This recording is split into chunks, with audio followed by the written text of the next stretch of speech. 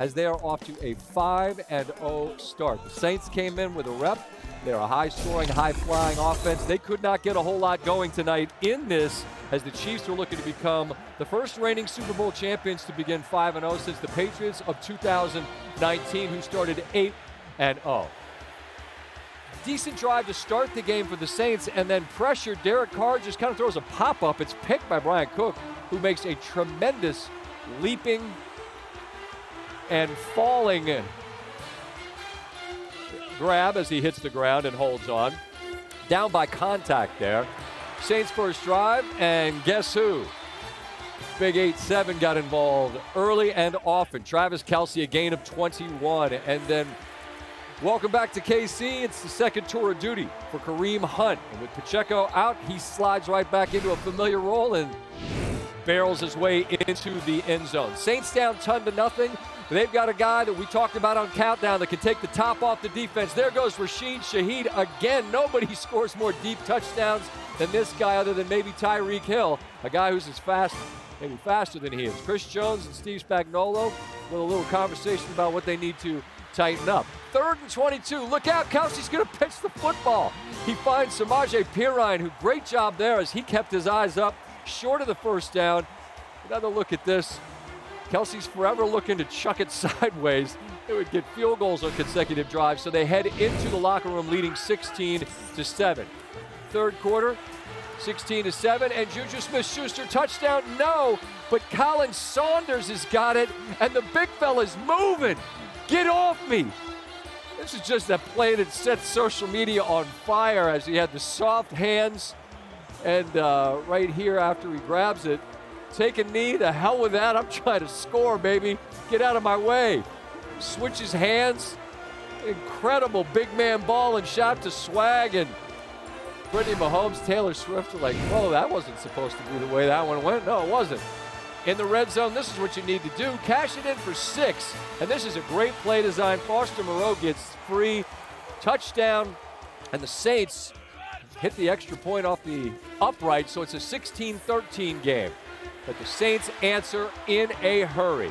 JuJu Smith-Schuster, 7 for 130, and he is inside the red zone, but they don't want to settle for 3. They've got to get 6, and that's just what they would do. A direct snap to Kelce. He hands off to the rookie from Texas. They got a big game coming up this weekend. That's Xavier Worthy. He's in, hands the football to Moms. It's a 10-point lead. It's a 4th down with 10 to go in the game. Saints know they've got to go for it. They do. Mason Tipton nearly makes an incredible Willie Mays catch of this beautiful throw from Carr. Of far greater concern to the Saints, not the turnover on downs, but the oblique injury for Carr, who would leave the field. Mahomes, 3rd and 9. This is the part of this game that has got to be the most frustrating thing in the world if you're playing against him. 3rd and 9. He jumps backwards, dives for the line to gain, gets there. After they take a look, Superman, he is leaping for the line to gain and gets there.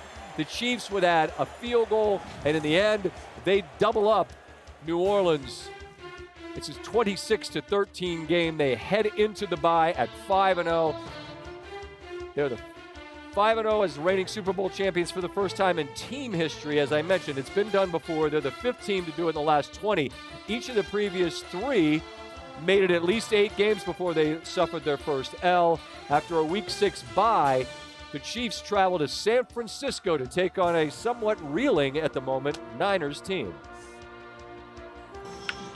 Well, they call the fans here the kingdom, and you help make folks happy. JuJu Smith-Schuster, a tremendous night tonight. 7 grabs, $130. Like old times for you and Kareem, you've been here before, and Patrick talked about it on the field afterwards. When you come back and you're familiar, how much does that help allow you just to slide right in and perform at such a high level? I mean, it helps a lot, man. I want to give a big shout out, to the man above. Without him, none of this is possible. But, coming back and playing an offense that you're very familiar with.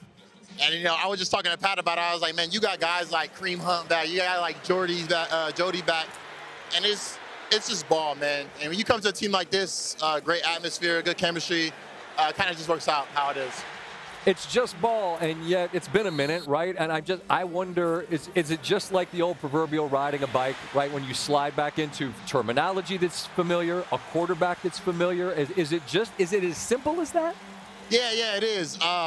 we work very, very hard, throughout practice, to work on that chemistry, that timing, to getting it down. And when you come out here, it's like you said, it's like riding a bike. Patrick plays to such a level and standard where he, after 4 wins, can say, I feel like I could be better. He had his highest passing yards in a game this season, but we know that the ceiling with that guy really almost doesn't exist. How would you describe what it is to play with that particular quarterback? I mean, it's great, right? He's a great quarterback, a great teammate. With him, being on the field, I tell everybody, man, you're always open. The ball can go anywhere in any space. When he gets out the pocket, that his arm, he can throw it anywhere. So right. it's pretty insane. So, and what he said about, we're as an offense, we're not playing to our potential. A lot of times we get in the red zone and we don't perform to score touchdowns. We kick field goals. Like I had one today, right? I dropped the ball, turned to an interception, that turned into points. That kind of hurt us. So there's a lot of things we got to work on. Right. Big fella got loose off of that pick. Yeah, Sanders, another guy who was here, who knows us very familiar as the offense.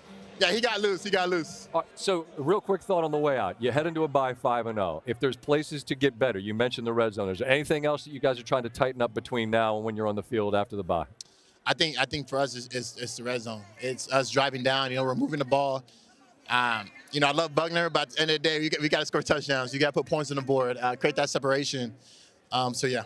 All right, well, congratulations on a massive night on a big, gigantic stage, a 5-0 start. Enjoy the bye, good health, and good luck the rest of the way. Thank you. See you soon, family. Love you guys. Chiefs wide open all night, as JuJu suggested. You're always open. Mahomes, 15 targets, 13 completions, 9 first downs on plays to receivers with at least 5 yards of separation per next-gen stats. Those are all season highs for Kansas. So that's one of the stories. On the other side, the loss for the Saints here on this 4th down blitz. Carr to tipped in, almost an incredible grab. That would be the last play for Carr on the night as he hits the deck hard, immediately grabs at his left oblique. He spoke afterwards just a moment ago on how he's feeling. Can you describe how you're feeling now? Not good, but we'll get a MRI and all that kind of stuff tomorrow and figure it out.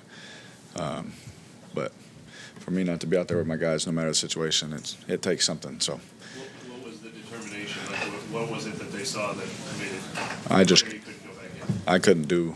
I couldn't do what I needed to do in the simplest form, and so I asked if there was anything we could do about it, and there was not enough time to be able to do that, and so I would have done anything to stay out there and keep fighting, but I couldn't. So it sucks. Was it that last hit, or was that something on building? Yeah, it wasn't even the hit, honestly. It was just when I dropped back and torqued to throw that ball to tip. That's when I felt it. That's interesting context. So it wasn't the hit; it was twisting to his left to kind of unload under pressure, and you can connect the dots on what he's alluding to there. Not enough time to do it. Can't take a shot if that was what he was talking about.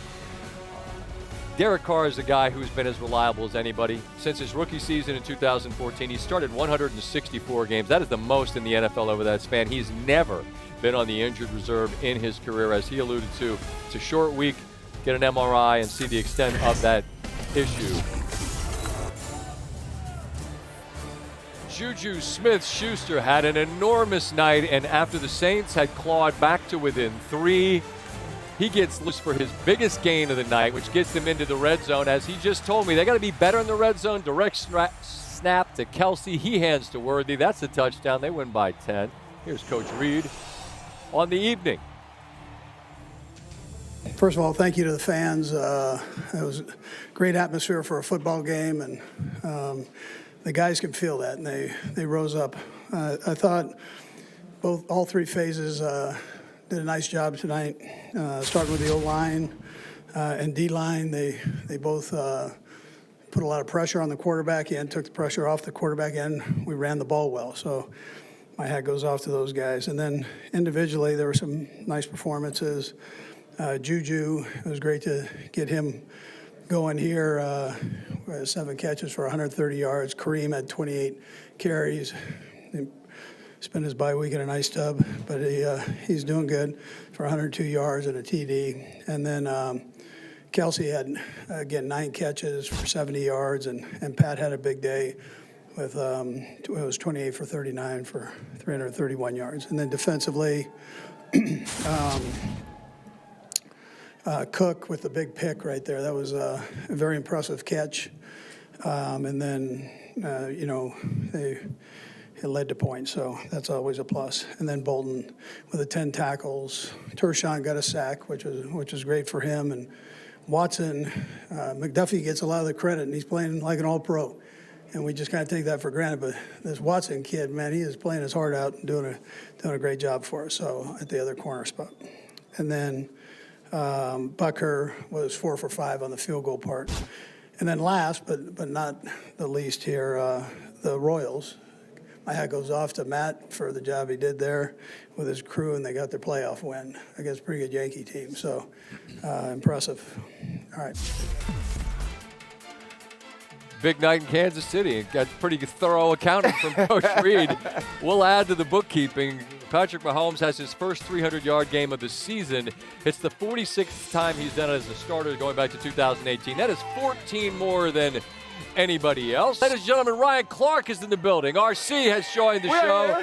And this is the time when you get to the touchscreen and you get to show us something specific that impacted the victory or the defeat. What do you got for us tonight? You asked earlier, how are they going to replace some of the production they'll miss through Rashee Rice? And we talked about Travis Kelce, who obviously had a big night. But we also spoke about JuJu Smith-Schuster and Xavier Worthy, and they had some plays on a touchdown drive that were huge. Here you're going to see JuJu is going to motion over, and when he motions over and becomes the #1 wide receiver, Tyrann Mathieu is now going to be man-to-man with JuJu. So we're going to clear it here, and we're going to watch JuJu go in motion. Look at the communication between the defensive backs. Now Tyrann Mathieu is locked in on JuJu. So as we pause it, what we're going to get a clear route here by Xavier Worthy, a clear route here again. JuJu's going to press Tyrann Mathieu out and then cut back across his face, which is going to cause Tyrann to slip.